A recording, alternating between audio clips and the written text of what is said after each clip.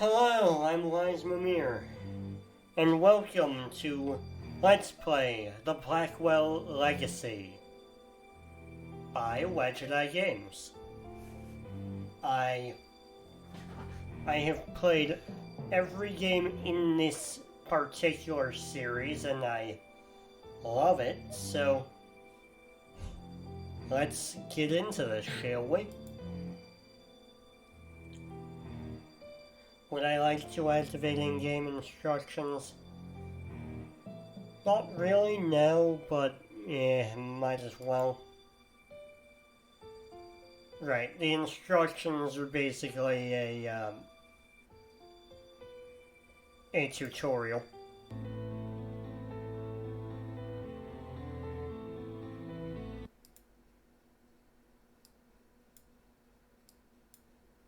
I'm just going to adjust the audio a little bit.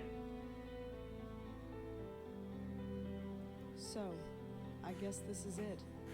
Years of watching and waiting and hoping, and it comes down to this. Do I love you? Do I miss you? I don't know for sure, I hardly know you.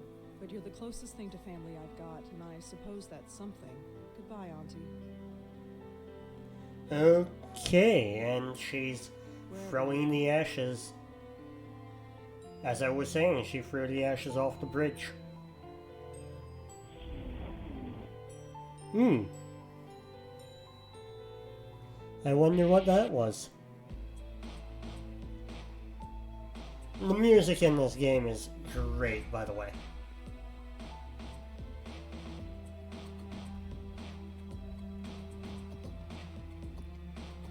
Like, just about everything about this game is great, but beside the point. There will be plenty of time for me to gush over this game as I play through it again and record my path through it.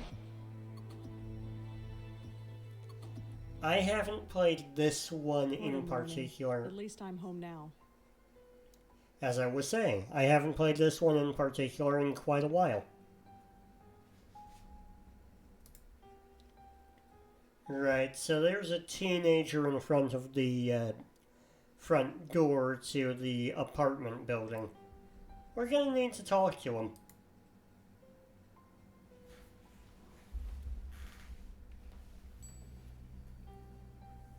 Hi there. Hi? So who are you visiting today?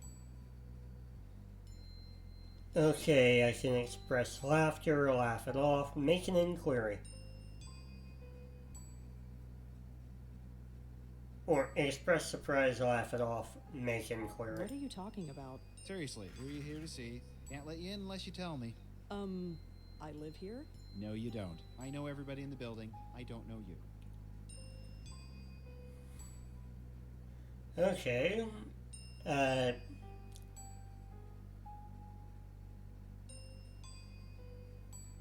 Who the hell are you? Jim Burdo. All right, Jim. Where's the regular doorman? Geez, where have you been? He's on strike. He's what? Strike. All the building servicemen in the city are doing it. Union rules or something. I stepped in to help because I know everybody. How come nobody told me? Notices were posted all over the building. I put them up myself. You lived here, you'd have seen them. Who pays attention to things like that? Well, that's not my problem. right. Jim is very unhelpful, as would be expected. Listen, I really live here. 4th floor, number 4E. 4E. Isn't that apartment empty? No, I live there, and I want to go there. Thank you very much. Oh, Maybe you're telling the truth. He sees reason, thank God. You have any ID? A driver's license or something? Yes, I have a driver's license. It's upstairs. In my desk drawer. Crap. Come on, this is New York. Who actually drives? True, but I still can't let you in unless you prove you live here.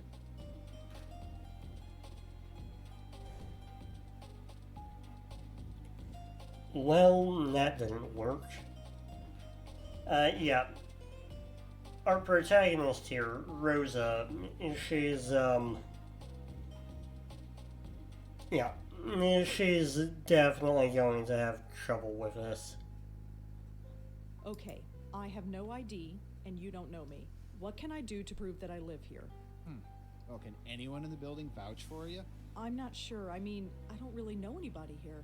How long have you lived here again? Be quiet. Not all of us are social butterflies. Okay, whatever. Hey, what about Nishanti Sharma? He could vouch for you. Who is this Nish? Nishanti. Nishanti Sharma. She lives in 4F. You know, right next door to 4E. You really don't get out much, do you? Your point? Nothing, but I'm sure she could vouch for you. Great, call her up. She's not here. Of course she isn't. So I gotta wait here all day for her. You might have to. Although, she usually goes to Washington Square Park in the mornings. You could look for her there. Okay, we've got a lead, and that's where we'll I'll be be heading. See you around.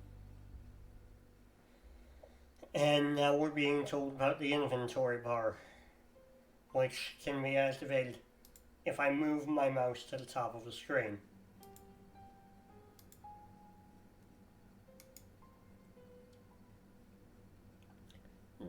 Dr. Donald Quinton, Bellevue Medical Hospital, New York, New York. Miss Blackwell, my name is Dr. Donald Quinton. I was your aunt's primary care physician here at Bellevue Hospital. I have seen to your aunt's needs since she arrived here 25 years ago. Please accept my heartfelt condolences for your loss. Feel free to visit my office at any time. I am sure we have much to discuss. Sincerely, Donald Quinton, MD.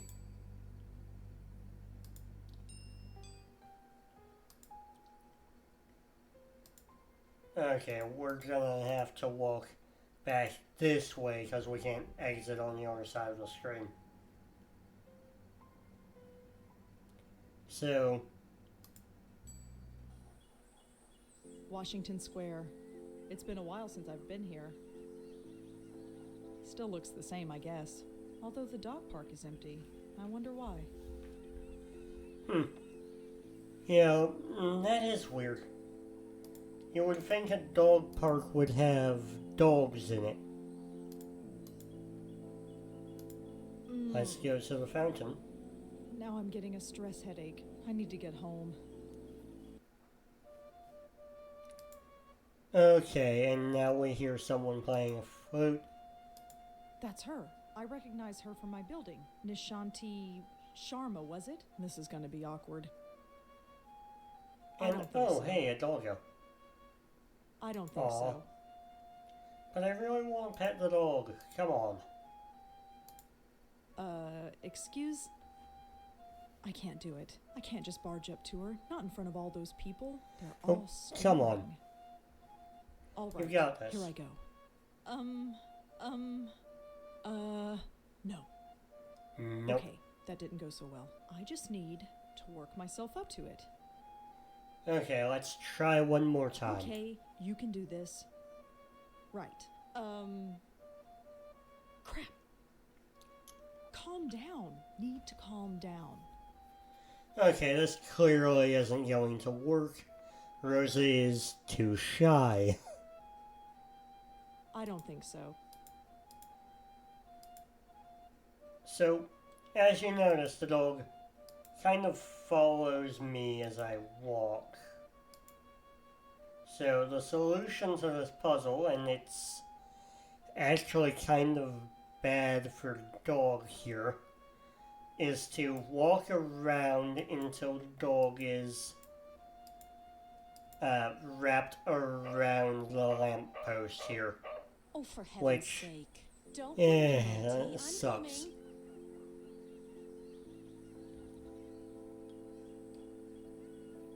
There, all better. I can't It's take not a you bad anywhere, puzzle, can I? it's just Oh, it's you. mean to the dog The for lady no next real door. reason. Yeah. Hi. Rhonda, isn't it? No. Rosangela. Well, Rosangela.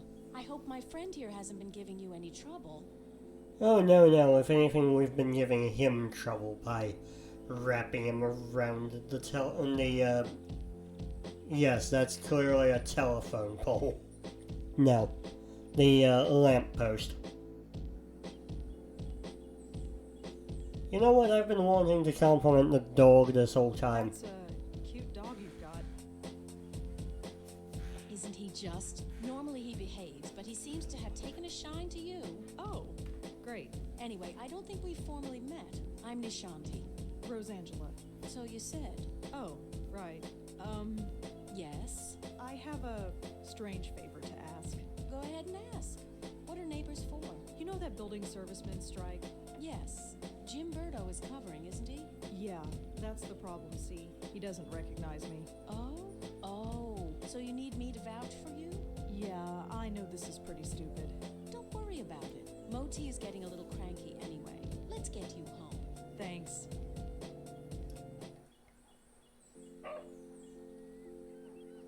I'm not exactly trying to speedrun the game here, but You all right? I'm fine. some of these puzzles can be All solved right. pretty quick. Let's keep walking.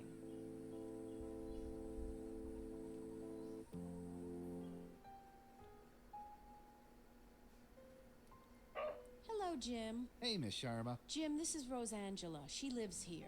He does? Okay. Sorry about earlier. Had to be sure. I'm also not getting very much opportunity to speak. The game is fully voice acted. Let's see. Let's Well, now go you're sure. sarcastic. And you must be so proud of yourself. Well, Never mind. Just get out of my way. Well, here we are. Yes, finally. That stupid kid. Well, perhaps. But try not to be so hard on him. We're all neighbors after all. Yeah, I guess. Looks like somebody's hungry. I'd best get this spoiled puppy fed. Feel free to drop in any time you want.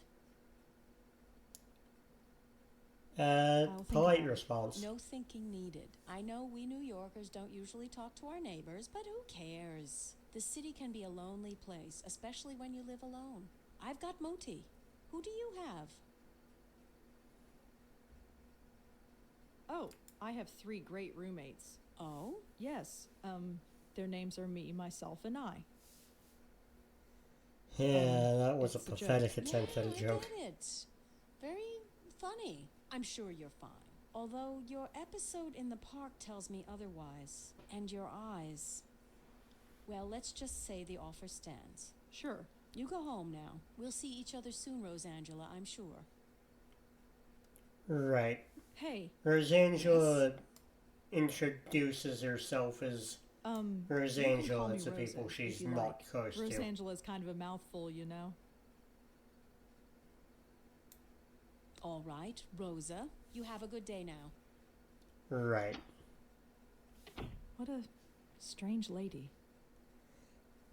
You're not one to talk given the weird headache in the park.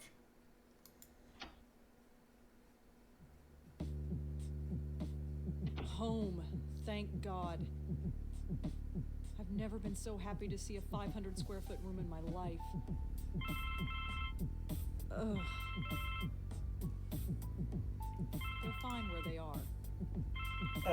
So Rosa writes for a newspaper.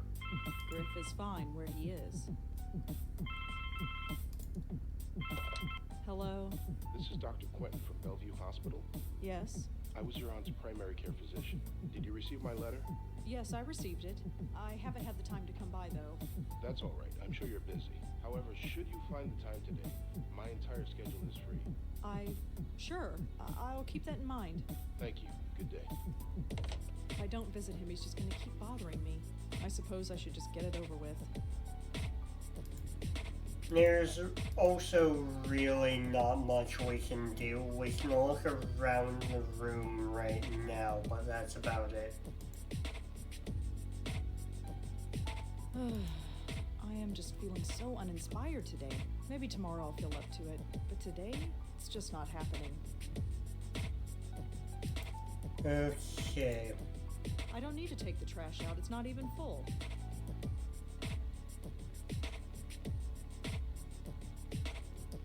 Griff is fine where he is.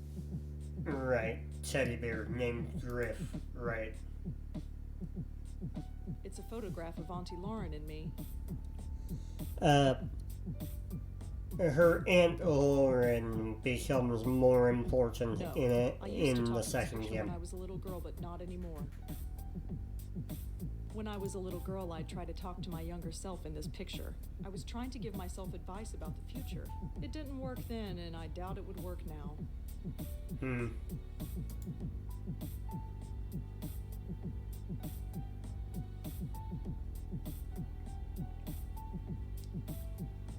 But yeah, we've got lots of things we can interact with. The problem is interacting with them doesn't really do I'm not ready for anything for us just yet. But yeah, as Rosa said before, we need to go see Dr. Quentin and just check in with him over it. The lights are flickering here. Bellevue Hospital. I'm not stealing stuff from the hospital. Whoa! Hold on there. You want to go in, I gotta clear you first. I don't think I need any of these keys. Not stealing from the hospital yet, not taking the keys yet. This is an adventure game.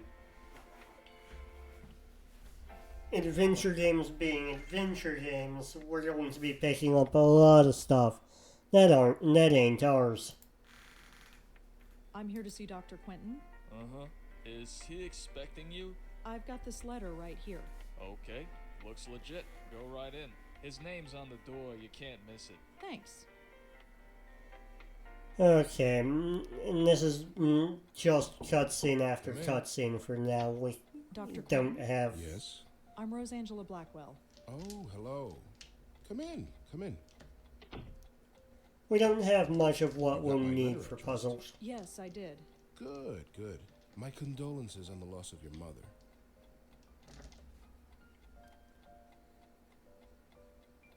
Subtle Thanks. correction. My aunt is at peace now, wherever she is. Ah, quite right, quite right. So you wanted to talk to me about something?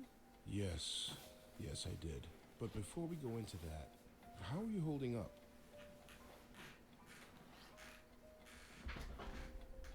Complain about your day, expected response, cautious response. I'm fine. Why? Oh, no reason. Just asking questions. Goes with the job. Right. You received the ashes? Yes, I scattered them this morning. I imagine you must miss her.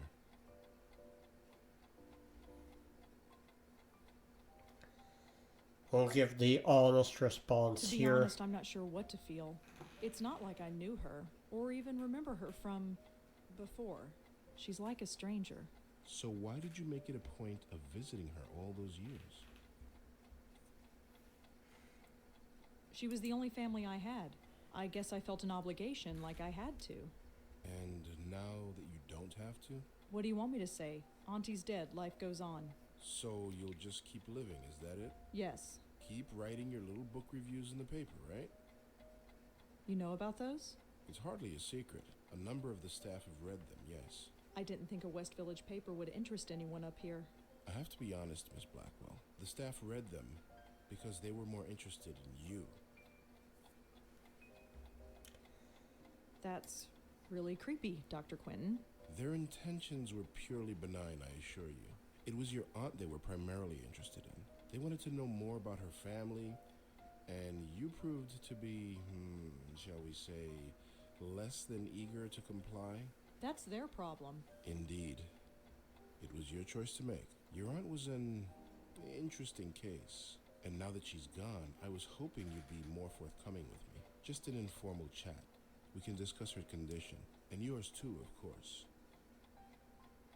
You never could find out what was wrong with her, huh? No, we didn't. But she still remains a fascinating case. Fascinating.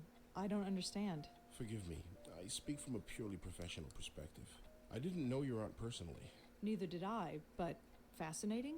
It might come as a surprise to you, but yes. But she was practically catatonic. All she did was lie there for 20 years. She'd sometimes twitch or mumble something incoherent, but I wouldn't call that fascinating. Well, as you know, she wasn't exactly catatonic. We kept her sedated. Right, she had outbursts. Yes, and we had to sedate her heavily to keep her calm, especially in preparation for your visits. What are you trying to say? Miss Blackwell, we are not a nursing home. We're not content to merely keep a patient comfortable. We are, after all, in the healing profession. We were trying to heal your aunt, and to do that, we had to speak to her. Wait, you spoke to Auntie. We tried to. Did she answer back? After a fashion, yes. Okay, so we're learning a little bit more about our protagonist and about her family. Yeah. Rosa's aunt was insane. At least that's what everyone thinks. Wait, what do you mean by my condition? Hereditary dementia is my specialty, Miss Blackwell. And in my opinion, there is significant cause for concern. Sorry, did you say hereditary? Yes, 2 generations. Your aunt and your grandmother before her. My grandmother? Yes, Patricia, I think her name was, right? I never knew my grandmother. Auntie Lauren was it. There was nobody else. She couldn't exactly provide me with a family history. Oh, I see. I had no idea. Well, maybe you should have. Did anyone else come in to visit her besides me? No, you are correct. I should have read the family history more carefully. I do apologize. I just assumed. Well, never mind. It doesn't change the fact that you should be concerned as well. Go on. Patricia Blackwell suffered her mental collapse at the age of 55. Lauren Blackwell underwent hers at the age of 40. What are you saying? That the same thing is going to happen to me? No, I'm saying that there is significant cause for concern. Right. If Auntie spoke, why wasn't I told? Miss Blackwell, do you remember what brought your aunt here in the first place? Her screaming, her hitting herself? I was only 5 years old at the time, but I kind of remember. In order to prevent her from doing harm to herself or to others, we were forced to sedate her. When we limited her medication, she simply reverted to her former state. Her natural state, I'm sorry to add. What did Auntie say? Nothing that made any sense. But one thing was clear. She was in great pain. Pain? What kind of pain? It's difficult to say, but it was immense. How immense? When we reduced her medication, the transformation was dramatic. Her eyes flew open, she thrashed, her screams. Well, we had to gag her eventually. My God. I know. Did she still feel it when she was sedated? We don't know. There's no way of knowing. 25 years. I know. Poor Auntie. Okay, let's learn about Patricia Blackwell. So, I had a grandmother. Apparently so. How do you know about her? It was in your aunt's case history when she was brought to us. Patricia Blackwell's symptoms were the same, word for word. Patricia's case was severe, and she was young, but it was chalked up to being an ordinary case of dementia. Until it struck her daughter. Until 20 years later, when it struck her daughter, yes. It seems impossible. Perhaps it's genetic, but we've detected no abnormality. You couldn't find any other link between the two cases? None, aside from the family connection. And a name. A name? What name? The documentation we had on your grandmother is minimal, but there was one interesting item noted. During her more lucid moments, she uttered the name Joey. Your aunt, too, would cry out that name on occasion. Joey? Yes. Who's Joey? We've been wondering the same thing for 25 years. So what should I do? Right now, nothing. This type of thing is unprecedented. There is no procedure to go through, no medication I can give you. I just want you to be aware is all. And come talk to me if, well, there's any concern. Right. Throughout the Is there game, anything we'll else you have need to tell me before I go? options Aunt to adds come back. personal effects in storage. As the next of kin, you're the beneficiary. It's just a folder, some documents and so on. It's being sent to your address via messenger. Oh, well, thanks for that. It's no problem at all. Goodbye, Miss Blackwell. My schedule is fairly open now, so feel free to drop in anytime. I'm always happy to discuss my favorite patient. Sure.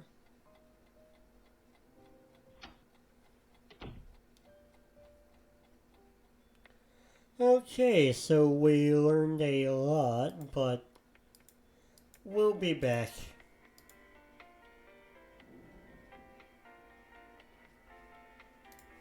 We'll be back there eventually.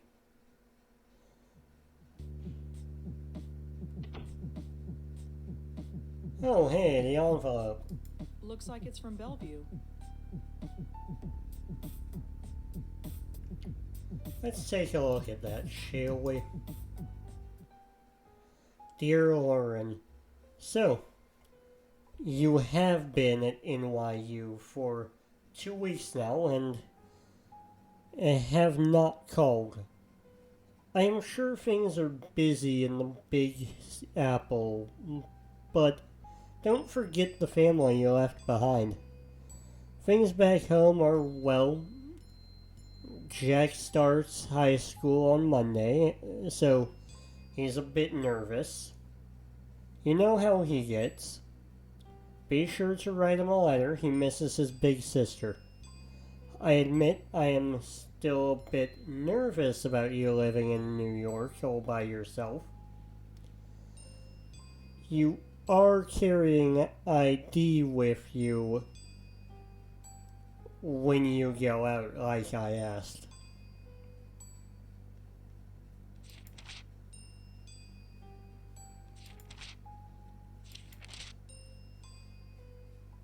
You know me, just being a mom, somebody has to. Keep your head on straight, kid. As your dad would say. And remember that you have a family back home that misses you. Love you, Mom and Dad and Jack. And that was September 3rd, 1960. On October 17th, 1960, Lauren received a letter from Jack.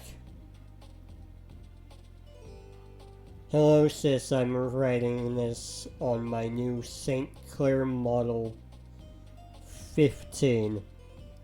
Mom says that improving my handwriting is a lost cause, so she got me this. Keen, huh? I've already typed a few stories on it, and this letter. Can't type for long because Dad says the noise drives him up the friggin' wall. What does he know? So, how is life in the big bad city? Troy is dead boring as usual. Why do you have to go to college, huh? There's nobody to talk to in this dump anymore. See you at Thanksgiving, Jacko. Right, we've got more letters.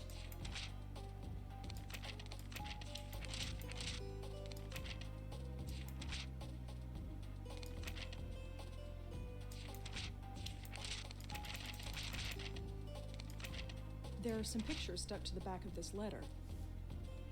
Right. Even more letters. And this. April 21st, 1981. Dear Miss Blackwell, it is indeed within your legal rights to take custody of your 5-year-old niece with the death of her parents. You are the only living relative. Please contact our office and we will start the necessary paperwork.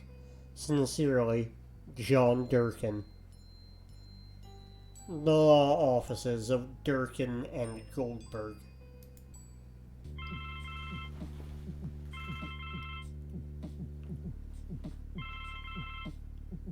That's the telephone again. We can look at that, or we can look at these photos. It's just a telephone. Okay, let's pick up the phone. Angelina, hi. Hi, Bob. Thanks so much for submitting your last review on time. For once. Yeah, I've got a little assignment for you today. assignment. Human interest, Blackwell. Suicide. College girl named Joanne Sherman. That's awful, but You know the Brittany house, the NYU dorm? yes, but Speak to some people on her floor. Get a word in with the roommate. listen. Speak to the RA too, and hey, see if you can score a picture of the girl. But I don't do that stuff. I write book reviews. Versatility. Time to get out of your comfort zone. Jeremy's over at City Hall covering that strike, so you are it. Get cracking. I hate him so much. Is freelancing for that stupid paper even worth it? I guess it keeps me writing, but oh, whatever. I'll just go over there and get it done. It's not like I don't have enough death in my life right now. Maybe this isn't a bad thing. It's like being a real reporter, sort of. My old notepad should come in handy for this. Okay, so we've got a notepad and we've got a job to investigate a murder. Murder mystery games. It's apparently in my wheelhouse. So, with that, I'm gonna have to end it off here. Next episode, we will be investigating that murder. I will see you then. And please leave a like, a comment, and a subscribe if you've enjoyed the video. It helps me out.